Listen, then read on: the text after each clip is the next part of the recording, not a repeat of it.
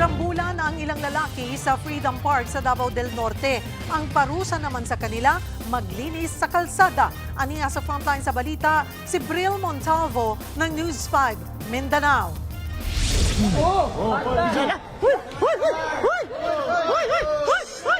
Sapol sa video ang pagtumba ng lalaking ito matapos suntukin ng lalaking nakaitim. Tumulong pa sa pambubugbog ng isa pang lalaking nakaputi. Muling natumba sa simento ang binugbog. Sinubukan namang umawat ng isang lalaki pero nagtuloy-tuloy ang gulo. Sa gitna ng away, isa pang lalaki ang umamba ng suntok sa lalaking naunang nanuntok hanggang sa lumaki na ang gulo. Agad namang umawat ang mga pulis para mahinto ang rambon.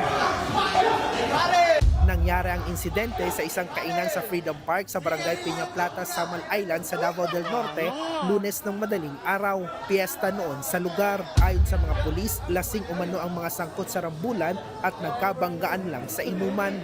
Nagsalubong sila, sinadya daw na banggain siya. Yung isa naman, sanabi, hindi naman daw sila sinadya. So, after medyo nakainom na, lasing. Yun, nagkasuntukan sila. Hindi bababa sa 5 lalaki ang dinala sa presinto.